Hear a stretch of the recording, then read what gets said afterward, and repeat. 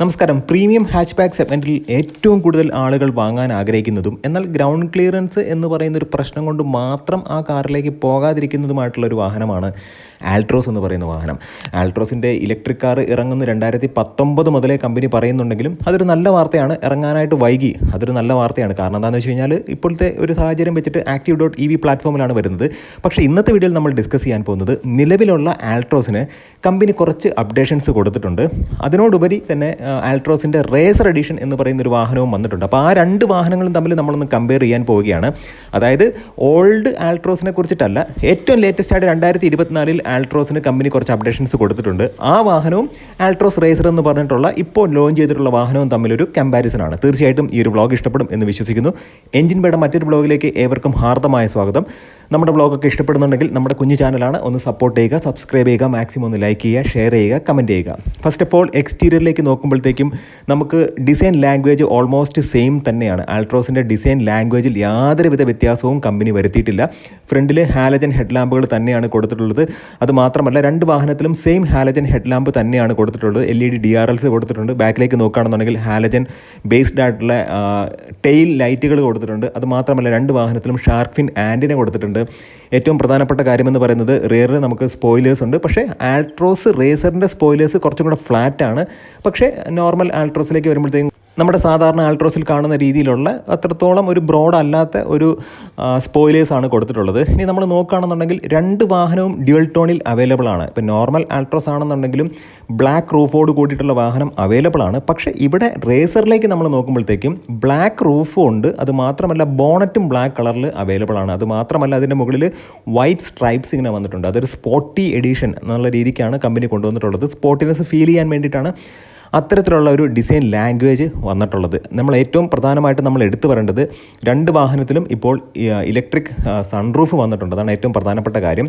കുറേ കാര്യങ്ങൾ ഇപ്പോൾ ലേറ്റസ്റ്റ് ആയിട്ട് വന്നിട്ടുള്ള ആൾട്രോസിൽ അപ്ഡേറ്റ് ചെയ്തതോടുകൂടി ഈ ആൾട്രോസ് റേസർ എഡിഷനുമായിട്ട് നോർമൽ ആൾട്രോസിനെ കമ്പയർ ചെയ്യുമ്പോഴത്തേക്കും കുറച്ച് എക്സ്ട്രാ ഫീച്ചേഴ്സ് നോർമൽ ആൾട്രോസിന് വന്നിട്ടുണ്ട്. അതിലൊന്നാണ് ഈ ഇലക്ട്രിക് സൺറൂഫ് എന്ന് പറയുന്ന കാര്യം. ഏറ്റവും പ്രധാനപ്പെട്ട കാര്യം എന്ന് പറയുന്നത് നമ്മൾ മൊത്തത്തിൽ ഈ രണ്ട് വാഹനം നോക്കുകയാണെന്നുണ്ടെങ്കിൽ 16 ഇഞ്ചിൻ്റെ അലോയ് തന്നെയാണ്. അലോയ് പാറ്റേണിൽ വലിയ ഡിഫറൻസ് ഒന്നുമില്ല. എന്നാൽ പോലും നമ്മൾ മനസ്സിലാക്കേണ്ട ഒരു കാര്യം, മൊത്തത്തിൽ ഈ ഒരു വാഹനത്തിൻ്റെ എക്സ്റ്റീരിയർ നോക്കുകയാണെന്നുണ്ടെങ്കിൽ അവിടെ നമുക്ക് എടുത്തു പറയേണ്ട ഒരു കാര്യം ഈ സ്പോയിലറിൻ്റെ ഒരു ഡിഫറൻസും അതുമാത്രമല്ല ഈ ബ്ലാക്ക് റൂഫും കൂടാതെ ബോണറ്റിലേക്ക് ഇറങ്ങി നിൽക്കുന്ന ബ്ലാക്ക് ബോണറ്റും സ്ട്രൈപ്സും ഈ വൈറ്റ് സ്ട്രൈപ്സ് ഉണ്ടല്ലോ, ആ കാര്യങ്ങളെല്ലാം റേസറിന് ഒരു പ്രത്യേക അട്രാക്ഷൻ കൊടുക്കുന്നുണ്ട്.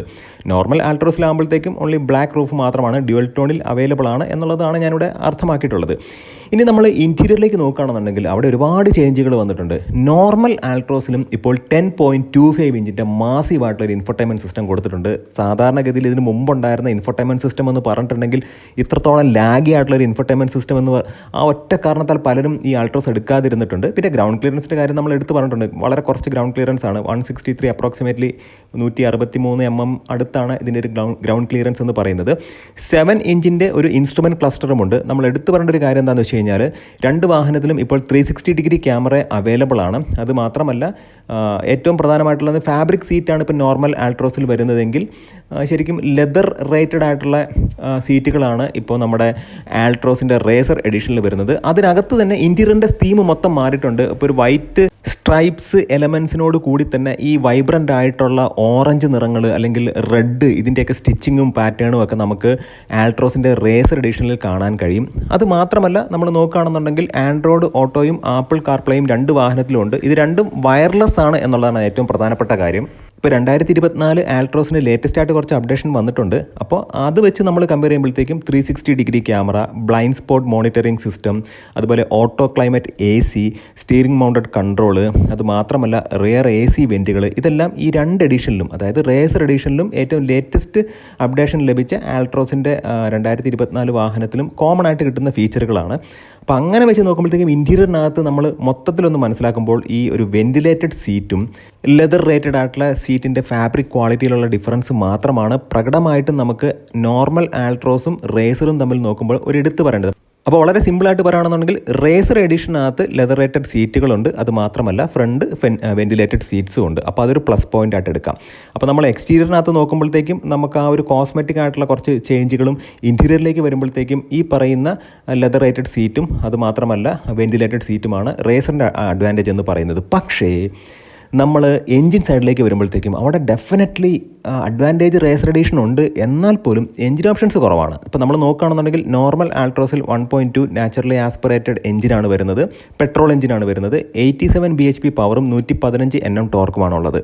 പക്ഷേ ഈ ഒരു സെഗ്മെൻറ്റിൽ ഡീസൽ എന്ന് പറയുന്ന ഓപ്ഷൻ കൊടുക്കുന്ന ഒരേ ഒരു കാറ് ആൾട്രോസ് ആണ്. അതായത് പ്രീമിയം ഹാച്ച് ബാക്ക് സെഗ്മെൻറ്റിൽ ഇപ്പോൾ i20 ഒന്നും ഡീസൽ കൊടുക്കുന്നില്ല, ഈ ഒരു വാഹനം മാത്രമാണ്. 1.5 ഡീസൽ എഞ്ചിൻ ഇവിടെയുണ്ട്, 89 PS പവറും 200 Nm ടോർക്കുമാണ്. അപ്പോൾ പ്രീമിയം ഹാച്ച് ബാക്ക് സെഗ്മെൻറ്റ് കാറുകളിൽ ഡീസൽ അന്വേഷിച്ച് നടക്കുന്ന ആളുകൾക്ക് ഇപ്പോൾ ഒരൊറ്റ ഓപ്ഷനേ ഉള്ളൂ, അത് ആൾട്രോസിൻ്റെ നോർമൽ എഡിഷനാണ്. അത് കൂടാണ്ട് തന്നെ ഓട്ടോമാറ്റിക് ട്രാൻസ്മിഷൻ എന്ന് പറയുന്ന രീതിയിൽ DCT ഡ്യുവൽ ക്ലച്ച് ട്രാൻസ്മിഷൻ ഇവിടെ അവൈലബിൾ ആണ്. എന്നാൽ റേസർ എഡിഷനിലേക്ക് വരുമ്പോഴത്തേക്കും 1.2 ടർബോ ചാർജ്ഡ് പെട്രോൾ എഞ്ചിനാണ് വരുന്നത്. അത് 118 to 119 അല്ലെങ്കിൽ അപ്രോക്സിമേറ്റ്ലി 120 bhp പവറും 170 Nm ടോർക്കുമാണ് ജനറേറ്റ് ചെയ്യുന്നത്. പക്ഷേ മാനുവൽ ട്രാൻസ്മിഷനിൽ മാത്രമാണ് ഈ വാഹനം അവൈലബിൾ ആയിട്ടുള്ളൂ. ഇവിടെ ഓട്ടോമാറ്റിക് എന്ന് പറയുന്ന ഒരു ഓപ്ഷൻ നമുക്ക് ലഭ്യമല്ല. അപ്പോൾ അങ്ങനെ നോക്കുമ്പോഴത്തേക്കും എഞ്ചിൻ സൈഡും ട്രാൻസ്മിഷൻ സൈഡും നമ്മൾ കമ്പയർ ചെയ്യുമ്പോഴത്തേക്കും നോർമൽ ആൾട്രോസ് ആണ് ഒരു പടി ഉയർന്നു നിൽക്കുന്നത്. അല്ലെങ്കിൽ ഒരു പെർഫോമൻസ് എന്നുള്ള രീതിക്ക് നോക്കുകയാണെന്നുണ്ടെങ്കിൽ ഈ പറയുന്ന 1.2 ടർബോ പെട്രോൾ എഞ്ചിൻ എന്ന് പറയുന്നത് അത്യാവശ്യം നല്ല എഞ്ചിൻ തന്നെയാണ്. 120 bhp പവറും 170 Nm ടോർക്കും ജനറേറ്റ് ചെയ്യുന്നുണ്ട്.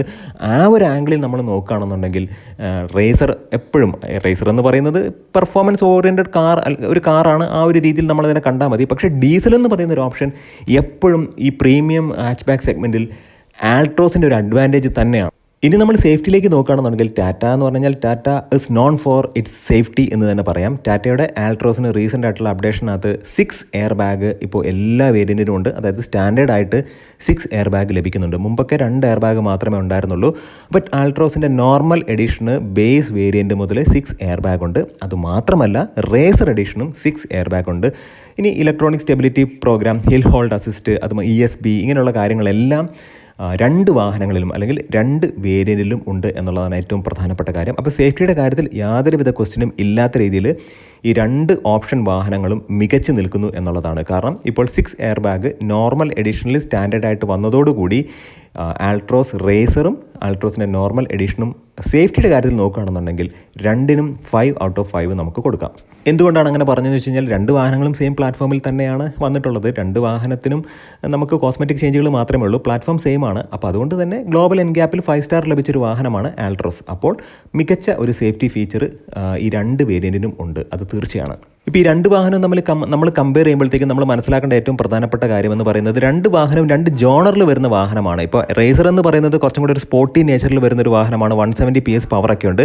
ഇപ്പോൾ ലേറ്റസ്റ്റ് ആയിട്ട് ആൾട്രോസിൻ്റെ 2024 മോഡലിന് കുറേ അപ്ഡേഷൻ ലഭിച്ചതോടുകൂടി, അതായത് ഈ പറയുന്ന 10.25 ഇഞ്ചിൻ്റെ മാസീവ് ആയിട്ടുള്ള ഇൻഫോർടൈൻമെൻറ്റ് സിസ്റ്റവും അതുമാത്രമല്ല ഈ പറയുന്ന 6 എയർ ബാഗ് സ്റ്റാൻഡേർഡ് ആക്കി അങ്ങനെയുള്ള കാര്യങ്ങളൊക്കെ വന്നതോടുകൂടി ഇതിൻ്റെ ഒരു കമ്പാരിസൺ എന്ന് പറയുന്ന കാര്യത്തിൽ യാതൊരുവിധ അർത്ഥവുമില്ല. ഇതിപ്പോൾ ഒരു ഓപ്ഷനാണ്. ഇപ്പോൾ നിങ്ങൾ കുറച്ചും കൂടി ഒരു സ്പോർട്ടി നേച്ചറുള്ളൊരു വണ്ടി വേണം എന്നുണ്ടെങ്കിൽ തീർച്ചയായിട്ടും നിങ്ങൾക്ക് റേസർ എഡിഷനിലേക്ക് പോകാം. തീർച്ചയായിട്ടും ഈ ഒരു കോണ്ടന്റ് ഇഷ്ടപ്പെട്ടു എന്ന് വിചാരിക്കുന്നു. നമ്മുടെ വ്ളോഗ്സ് ഒക്കെ ഇഷ്ടപ്പെടുന്നുണ്ടെങ്കിൽ തീർച്ചയായിട്ടും നമ്മുടെ ചാനലിൽ സപ്പോർട്ട് ചെയ്യണം, സബ്സ്ക്രൈബ് ചെയ്യണം, മാക്സിമം ലൈക്ക് ചെയ്യണം, ഷെയർ ചെയ്യണം, കമൻറ്റ് ചെയ്യണം. നല്ല നല്ല വ്ളോഗ്സുമായിട്ട് നമുക്ക് വീണ്ടും കാണാം. നിങ്ങളുടെ സ്നേഹത്തിനും സപ്പോർട്ടിനും ഒരിക്കൽ കൂടെ നന്ദി. നമസ്കാരം.